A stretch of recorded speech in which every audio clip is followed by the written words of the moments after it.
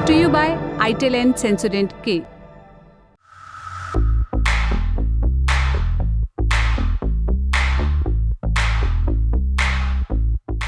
साल 2017 दिसंबर का महीना था।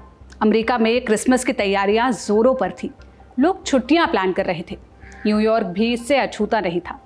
क्रिसमस का रंग चढ़ ही रहा था कि एक घटना ने सब फीका कर दिया। 11 दिसंबर 2017 को मैनहट्टन इलाके के नज़दीक एक सबवे स्टेशन के पास बम धमाका हुआ। इसमें 4 लोग घायल हुए। इसने पूरे शहर में दहशत भर दी। पुलिस ने धमाके की जांच की। पता चला कि धमाका पाइप बम से किया गया। कुछ देर बाद ही पुलिस ने अपराधी को पकड़ भी लिया। उसका नाम था अकायद उल्लाह। 2021 में उसको उम्र कैद की सज़ा हुई। वो अभी जेल में है।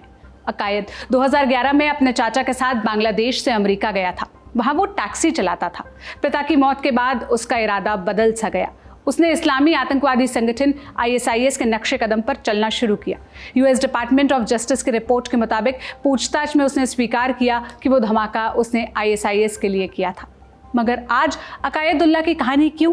क्योंकि उसका तथाकथित आध्यात्मिक गुरु जशीमुद्दीन रहमानी बांग्लादेश की जेल से बाहर आ गया है। वो अंसरुल्लाह बांग्ला टीम ABT का सरगना है।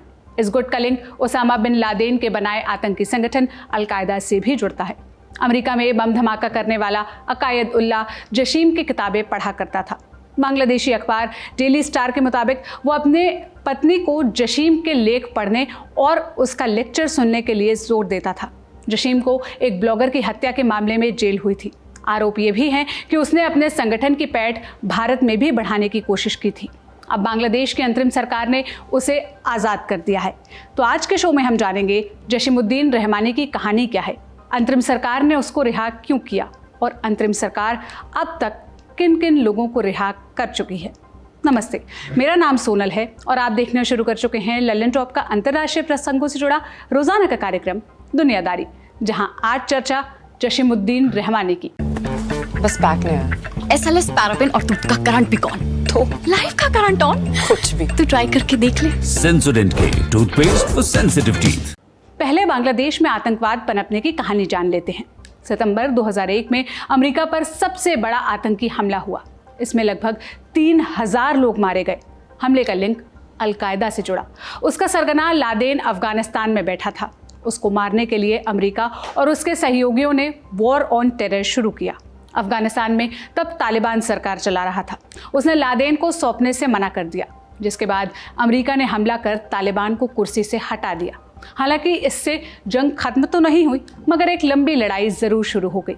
नेटो, सेना और तालिबान के बीच तालिबान ने ग्लोबल जिहाद का नारा दिया। पूरी दुनिया से इस्लामी कट्टरपंथी अफगानिस्तान में लड़ने के लिए गए। बांग्लादेश से जाने वालों की संख्या लगभग 3000 थी। इन लोगों की मुलाकात दुनिया के अलग अलग हिस्सों से आए लोगों से हुई। जब वे बांग्लादेश लौटे तो और कट्टर हो चुके थे। जानकार कहते हैं उन लोगों ने बांग्लादेश का तालिबानीकरण शुरू किया। इसके बाद कई संगठन वजूद में आए। कुछ के नाम सुनिए। नियो जमात मुजाहिदीन बांग्लादेश, जमात मुजाहिदीन बांग्लादेश, हरकत उल जिहाद अल इस्लामी बांग्लादेश, जगराता मुस्लिम जनता बांग्लादेश। इन संगठनों का नाम सामाजिक कार्यकर्ताओं की हत्या और अल्पसंख्यकों पर हमले में अक्सर आता है। हालांकि इनके अलावा भी बांग्लादेश में दर्जन भर और आतंकी संगठन हैं। इनमें से कई बांग्लादेश में आज भी प्रतिबंधित है। इन सब में एक नाम सबसे ज़्यादा चर्चा में रहता है। वो है अंसरुल्लाह बांग्ला टीम ABT। इसको बांग्लादेश में अंसार बांग्ला के नाम से भी जाना जाता है। इसके तार अल-कायदा से भी जुड़ते हैं। इसी का सरगना है जशीमुद्दीन रहमानी, जो 26 अगस्त से बेल पर बाहर आया है। अंसार बांग्ला का इतिहास क्या है, आइए ये समझते हैं। ये 2013 से बांग्लादेश में एक्टिव है। ये अल-कायदा आतंकी अनवर अल अवलाकी से ABT प्रभावित माना जाता है। सितंबर 2011 में अमेरिका ने ड्रोन हमले में उसको मार गिराया था। इसका जिक्र हम आगे करेंगे। अभी अंसार बांग्ला पर फोकस रखते हैं। इस संगठन का नाम किन किन अपराधों में आ चुका है, आइए ये समझते हैं। ऐसे तो कई अपराध किए हैं, मगर 2 घटनाओं ने पूरे बांग्लादेश को हिला कर रख दिया। पहली घटना एक बैंक में डकैती की है। इसमें 9 लोगों की हत्या भी हुई थी। अशुलिया ढाका का एक उपनगर है। 21 अप्रैल 2015 को बांग्लादेश कॉमर्स बैंक लिमिटेड की एक शाखा में डाका डाला गया। तकरीबन 10 लोग बंदूक और धारदार हथियार लेकर बैंक में घुसे और 5 लाख बांग्लादेशी टका लूट कर ले गए। 2015 में इसकी कीमत लगभग 4 लाख भारतीय रुपये के बराबर थी। डकैतों ने लूटपाट के बाद बैंक में मौजूद 5 लोगों को चाकू भी मारा। इनमें से 3 को अस्पताल ले जाया गया, जहां उनकी मौत हो गई। इनमें एक बैंक प्रबंधक, एक गार्ड और एक बैंक का ग्राहक था। जब बैंक लूटा जा रहा था तब इसकी खबर बाहर खड़े लोगों को लग गई थी। कुछ लोगों ने पास की मस्जिद से ऐलान किया कि बैंक में डकैती हो रही है। मदद की अपील भी की गई। जब ये बात उन लुटेरों को पता चली तो पैनिक क्रिएट हुआ। उन्होंने भागते भागते रास्ते में गोलियां चलाई और ग्रेनेड भी फेंके। इसमें 5 और लोग मारे गए। जांच हुई तो इसमें एबीटी यानी अंसार बांग्ला के लोगों का नाम सामने आया था। इस घटना के बाद एबीटी पर शेख हसीना सरकार ने प्रतिबंध लगा दिया था। फिलहाल इस संगठन पर बांग्लादेश के अलावा भारत, अमेरिका और ब्रिटेन ने भी प्रतिबंध लगाया हुआ है। और किन अपराधों में एबीटी का नाम आया है? कई नास्तिक ब्लॉगर्स की हत्या में। 2010 के दशक में बांग्लादेश में कई ऐसे ब्लॉगर्स हुए जो इंटरनेट पर नास्तिकता प्रमोट करते थे। इनकी संख्या 2015 के बाद तेजी से बढ़ने लगी। एबीटी ने इसे इस्लाम के लिए खतरा बताया और ब्लॉगर्स के खिलाफ कई कैंपेन चलाए, उनको जान से मारने के फतवे जारी किए और फिर ब्लॉगर्स पर जानलेवा हमला का दौर शुरू हुआ। यह 2013 से 2015 तक चला। इस दौरान कईयों की हत्या हो गई। कुछ बाल बाल बचे। कुछ के नाम जान लीजिए। अहमद राजीब हैदर, आसिफ मोहिनुद्दीन, अभिजीत रॉय, ओयासिकुर रहमान, अनंत बिजोय दास और AKM शफीउल इस्लाम। इनमें भी एबीटी से जुड़े लोगों का हाथ मिला। कुछ को सजा भी हुई। यह तो हुआ अंसार बांग्ला का इतिहास। अब इसके सरगना जशीमुद्दीन रहमानी की कहानी जान लेते हैं। जशीम ढाका के हातिम बेग जामा मस्जिद का इमाम रह चुका है। मीडिया रिपोर्ट्स की माने तो अनवर अल अवलाकी से इंस्पायर्ड था। अल अवलाकी अलकायदा का आतंकी था। वो अमेरिका में पैदा हुआ था। माता पिता यमन से आए थे। 2004 में वो यमन वापस चला गया। वहाँ वो अलकायदा के संपर्क में आया और ग्लोबल जिहाद के मिशन में लग गया। 2011 में वो यमन में ही मारा गया। जशीम ने उसी से प्रेरणा लेकर बांग्लादेश में एबीटी की बुनियाद रखी। 2013 से पहले जशीम अंसरुल्लाह बांग्ला टीम की एक वेबसाइट चलाया करता था, जहां वो अपने कट्टरपंथी धारणाओं का प्रचार प्रसार करता। इस वेबसाइट का सर्वर पाकिस्तान में था। जशीम ने ढाका के मोहम्मदपुर में मदरसे भी खोले थे। यहाँ वो ढाका यूनिवर्सिटी के छात्रों को बुलाकर बरगलाया करता था। काजी मोहम्मद रिजवानुल एहसान नफीस भी इसी मदरसा में रेगुलर आया करता था। ये कौन है? न्यूयॉर्क के फेडरल रिजर्व बैंक में बम धमाकों का आरोपी, अभी अमेरिका की जेल में बंद है। 2010 के दशक में जब नास्तिक ब्लॉगर्स के खिलाफ कैंपेन चलाया गया तो जशीम उसमें सबसे आगे था। उसको ब्लॉगर राजीव हैदर की हत्या के लिए उकसाने के लिए 5 साल की जेल की सजा सुनाई गई। इस साल 21 जनवरी को उसकी रिहाई हुई, मगर एक और मामले में जेल भेज दिया गया था। उस समय शेख हसीना सरकार में थी। 5 अगस्त 2024 को उनको इस्तीफा देकर भागना पड़ा। फिर अंतरिम सरकार बनी। इसमें हसीना की विरोधी पार्टियों को जगह मिली। जमात-ए इस्लामी भी अंतरिम सरकार में शामिल हुई। उसके छात्र संगठन इस्लामी छात्र शिविर का अंसार बांग्ला से पुराना संबंध रहा है, इसलिए जशीमुद्दीन की रिहाई तय मानी जा रही थी। 26 अगस्त को वो जेल से बाहर भी आ गया, मगर वो इस लिस्ट में अकेला नहीं है। नई सरकार ने कई ऐसे लोगों को रिहा किया है जो अलग अलग मामलों में जेल में बंद हैं। कुछ के नाम सुनिए। बांग्लादेश नेशनलिस्ट पार्टी BNP की खालिदा जिया देश की प्रधानमंत्री रह चुकी हैं। उन्हें करप्शन के केस में 17 साल की जेल हुई थी। शेख हसीना के देश से भागने के तुरंत बाद उन्हें रिहा कर दिया गया। इसके अलावा जमात-ए इस्लामी बांग्लादेश के कुछ लीडर्स को भी रिहाई मिली। इनमें 2 नाम अहम हैं, ब्रिगेडियर जनरल अब्दुल्लाहिल अमन आजमी और अहमद बिन कासिम। इन्हें भी शेख हसीना के भागने के तुरंत बाद रिहा कर दिया गया था। अगस्त 2016 में दोनों को शेख हसीना ने हाई सिक्योरिटी सीक्रेट जेल में बंद कर दिया था। इसी कड़ी में अब जशीम को भी बेल मिल गई है। हमने इंडिया टुडे में कंसल्टिंग एडिटर जयंतो घोषाल से पूछा, अंसार बांग्ला के सरगना जशीमुद्दीन रहमानी का नाम ब्लॉगर्स की हत्या में आता है। उसकी रिहाई कितनी बड़ी घटना है? वो भारत में भी अपने पांव पसारने की कोशिश कर चुका है। क्या भारत को चिंता करने की जरूरत है? जरूर चिंता की विषय, क्योंकि जब मोहम्मद यूनुस साहब अभी जो केयरटेकर सरकार के जो मुखिया बनने के बाद बोले हैं कि हम एंटी इंडिया नहीं है, भारत विरोधी नहीं है, और ये भी बोले हैं कि हम प्रधानमंत्री जी से बातचीत भी किए हैं और भारत में आने का जो इनविटेशन दिया गया है सम्मेलन में, उसमें भी वो आने के मतलब बोले हैं कि वो वर्चुअल अगर होते हैं तो वो भी रहेंगे। तो जब एक नई सरकार बन रहे हैं और एक सॉवरेन कंट्री, ये अलग देश है और भारत उसके साथ संपर्क नहीं बनाएंगे, दुश्मनी करेंगे और कोई मतलब डिप्लोमेटिक टाई मतलब नहीं रहेगा। शेख हसीना को भारत में आश्रय देने के कारण बांग्लादेश के नई सरकार के साथ जब नई रिश्ता बनाने का बांग्लादेश के साथ कोशिश हो रहा है, उस समय ये घटना बहुत दुखद है, क्योंकि जो सरकार है वो चला रहे हैं जमात और दूसरी तरफ बीएनपी, और इसीलिए लगता है कि अभी फिर से पाकिस्तान के जो मतलब 71 में जो पाकिस्तान के खिलाफ जो मूवमेंट हुई थी, जिसमें भारत का बहुत महत्वपूर्ण भूमिका थी, और जो स्वाधीन मतलब एक इंडिपेंडेंट सरकार बने, उसमें इस्लामिक टेरर, इस्लामिक फंडामेंटलिज्म, इसको मदद करने वाला सरकार शेख हसीना के सरकार तो नहीं दिखाई दिया था। और शेख हसीना के सरकार कम से कम एंटी टेरर प्लेटफॉर्म में भारत के साथ, अमेरिका के साथ सब एक ग्लोबल सॉलिडारिटी दिखाई दिया था। अभी ये जो घटना हुई है, क्योंकि ये एबीटी जो संगठन है, जिनके ये लीडर थे और जिसको अभी छोड़ा दिया गया है, वो अंसरुल्लाह बांग्ला टीम, ये तालिबानी टीम है, ये अलकायदा का विंग है। तो इसको ऐसे करके मतलब ये जो रिलीज करना, और जो ब्लॉगर के खिलाफ सोशल मीडिया में, जो ब्लॉगर के खिलाफ जो मूवमेंट सोशल मीडिया में चल रहा था, वो जो फंडामेंटलिज्म के खिलाफ, सेकुलरिज्म के पक्ष में, उसको दबा देना, और इसके कारण ये अरेस्ट किया गया था। देखिए, इसके बाद अगर और बहुत सारे लोग जेल में हैं और ऐसे फंडामेंटलिस्ट तालिबानी जो अभी अरेस्टेड था, उसको अगर रिहा मतलब कर दिया जाएगा, तो India as a neighbouring country, आप वहां अगर आग लगाएंगे, ऐसे तो हिंदू जो माइनॉरिटी है उसके ऊपर बहुत घटना घट रहे हैं, और उसमें भी यूनुस साहब ने बोले हैं कि हम सॉलिडारिटी में बिलीव करेंगे और हम उनके हिंदू माइनॉरिटी को प्रोटेक्शन दिया जाएगा। वो खुद मंदिर में गए थे। तो इसीलिए जो हम उम्मीद कर रहे थे कि अभी ये बांग्लादेश सरकार के साथ भी रिश्ता बनाना जरूरी है, क्योंकि geo strategic position of Bangladesh is very crucial for India.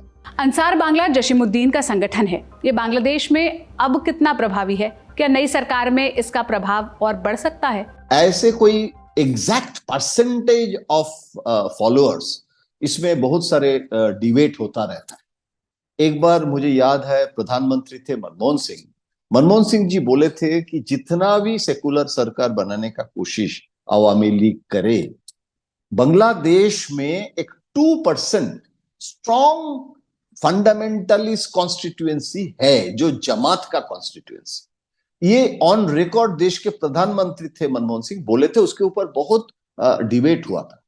अभी इस समय कोई सर्वे तो मैंने किया नहीं, देखा नहीं, इसीलिए एग्जैक्ट स्टैटिस्टिकल परसेंटेज नहीं देंगे, लेकिन मुझे बहुत ये मतलब चिंता होती है, जब शेख हसीना के खिलाफ जो मूवमेंट जमात बीएनपी करते रहते हैं और किया है, और शेख हसीना का मतलब चैप्टर क्लोज कर दिए हैं, वो एंटी हसीना से एंटी इंडिया हो जाता है। अंसार बांग्ला के बारे में और क्या पता चला है? इंडिया टुडे ने खुफिया सूत्रों के हवाले से एक रिपोर्ट पब्लिश की है।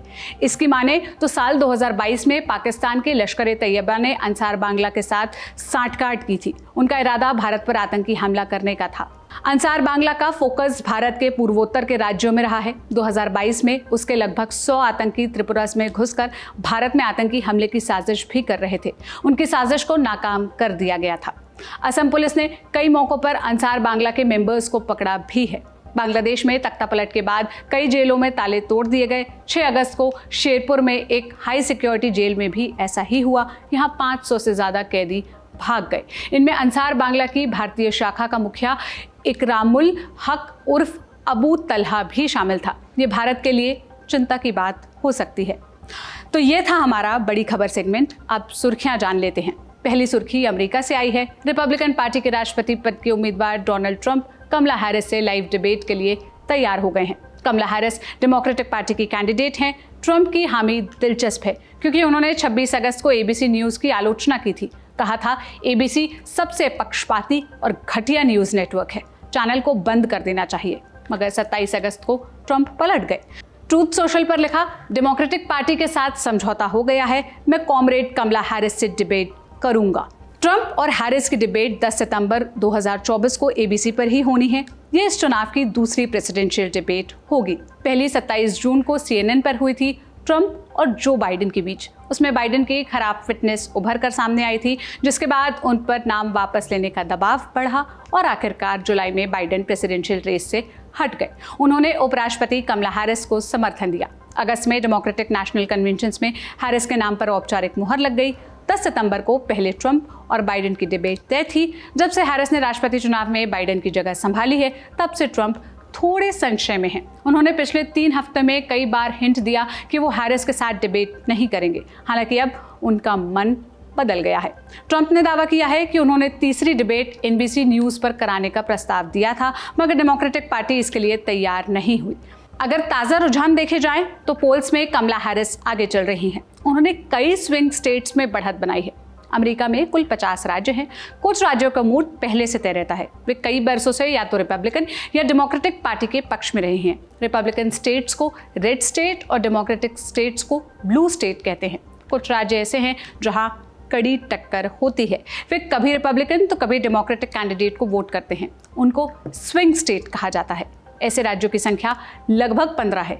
यही राज्य चुनाव का नतीजा तय करते हैं। इसलिए दोनों पार्टियां ऐसे राज्यों पर सबसे ज्यादा फोकस करती हैं। कैंपेनिंग के अलावा एक और चीज न्यूट्रल वोटर्स का मूड बदलती है, वो है प्रेसिडेंशियल डिबेट। पहली डिबेट में तो ट्रंप 20 साबित हुए, मगर दूसरी में उनकी राह आसान नहीं होने वाली है। एबीसी न्यूज़ वाली डिबेट में नियम क्या क्या होंगे, आइए ये जान लेते हैं। जो नियम CNN वाली डिबेट में थे, एक बार रिकैप कर लेते हैं। डिबेट 90 मिनट तक चली थी। इसके दौरान 2 कमर्शियल ब्रेक्स हुए। दोनों कैंडिडेट्स पूरे डिबेट के दौरान पोडियम पर खड़े रहे। ट्रंप और हैरिस डिबेट के दौरान अपनी टीम से बात नहीं करेंगे, ब्रेक्स में भी नहीं। दोनों कैंडिडेट्स को एक कलम, एक पेपर पैड और एक पानी की बोतल मिलेगी। इसके अलावा पहले से लिखे किसी नोट या टिप्पी की इजाज़त नहीं होगी। जब एक व्यक्ति बोल रहा होगा, उस वक्त दूसरे का माइक म्यूट रखा जाएगा। पहले के डिबेट में माइक म्यूट नहीं होते थे, जिसके चलते बीच बीच में जुबानी जंग चलने लगती थी। डिबेट के दौरान स्टूडियो में कोई दर्शक नहीं होगा। इस डिबेट पर द लेलन टॉप की भी नजर होगी। जो भी अपडेट आएगा हम आप तक पहुंचाएंगे। अब बढ़ते हैं दूसरी सुर्खी की तरफ। ये यूक्रेन से आई है। यूक्रेन के राष्ट्रपति व्लादिमीर ज़ेलेंस्की का एक दिलचस्प बयान चर्चा में है। ज़ेलेंस्की ने दावा किया कि कुर्स्क अटैक उनकी विक्ट्री प्लान का हिस्सा है। कुर्स्क रूस का प्रांत है, जहां अगस्त की शुरुआत में यूक्रेन की फौज ने हमला किया, फिर कई किलोमीटर तक अंदर घुस गए। यूक्रेन का दावा है कि रूस की 1000 वर्ग किलोमीटर से अधिक जमीन और 100 से ज्यादा गांव उसके कब्जे में है। रूसी सेना इस जमीन को वापस लेने की कोशिश कर रही है, मगर उन्हें असफलता ही मिल रही है। इस बीच रूस ने यूक्रेन पर बड़ा हवाई हमला भी शुरू किया। 26 और 27 अगस्त को रूस ने सैकड़ों मिसाइलें और ड्रोन्स दागे। इन हमलों में 10 से ज़्यादा लोग मारे जा चुके हैं। इसको यूक्रेन में दहशत पैदा करने की कोशिश के तौर पर भी देखा जा रहा है। हालांकि ज़ेलेंस्की इससे इत्तेफाक नहीं रखते। उनका मानना है कि कुर्स्क यूक्रेन के विक्ट्री प्लान का पहला चरण था। दूसरा चरण बहुत जल्द शुरू किया जाएगा। इसका पूरा प्लान बनाया जाएगा और सितंबर में कमला हैरिस और डोनाल्ड ट्रंप को दिखाया जाएगा। हैरिस और ट्रंप इस बार के राष्ट्रपति चुनाव के मुख्य दावेदार हैं।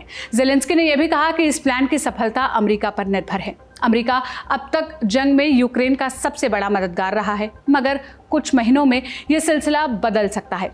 दरअसल अमेरिका में नवंबर 2024 को राष्ट्रपति चुनाव होने वाले हैं, जैसा आप जानते हैं। इसमें ट्रंप की वापसी की संभावना है। याद रखिएगा, संभावना है।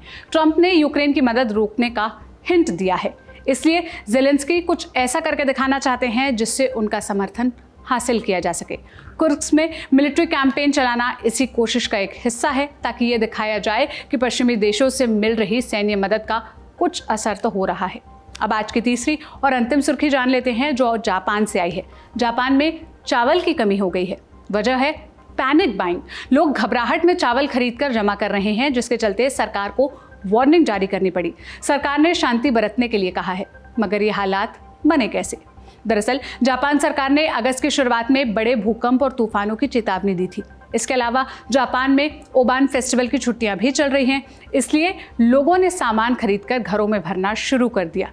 एक वजह टूरिज्म भी बताया जा रहा है। इस साल जापान में पर्यटकों की संख्या रिकॉर्ड स्तर पर है। इस वजह से भी चावल की डिमांड बढ़ी है। डिमांड की तुलना में फसल नहीं होने के चलते कमी पैदा हुई है। मीडिया रिपोर्ट्स की माने तो पिछली बार ऐसी कमी 1999 में देखी गई थी।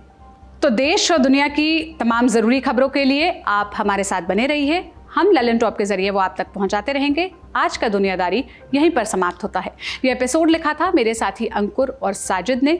शुक्रिया, शुभ रात्रि। सवाल कुछ गंभीर है, मतलब ये चिया सीड्स और किनोआ की बकैती क्या है? अजवाइन का पानी पीने से वजन सच में कम होता है? इंटरमिटेंट फास्टिंग फायदा है या इंसान भूखा बस रह जाता है? और क्या कलेजे में उठता हर दर्द यमराज से मिलवाता है? गूगल ये कब तक मेरे हर सिम्टम को कैंसर बताएगा? मामला संगीन है, कंफ्यूजन महीन है, तो यहाँ वहाँ भटक कर क्यों खुद को उलझाएं? एक्सपर्ट्स और डॉक्टर्स की सुनकर हर गुत्थी सुलझाएं। 29 अगस्त को सुबह 11 बजे से देखिए सेहत अड्डा। अगर आप भी बनना चाहते हैं सेहत अड्डा का हिस्सा, तो डिस्क्रिप्शन पर दिए लिंक या वेबसाइट पर बने बैनर पर करिए क्लिक। और हाँ, रहिए सेहतमंद। सेंसोडेंट के प्रेजेंस सेहत अड्डा, co-powered by USV, your reliable healthcare partner, and Dr. Basu Eye Hospital.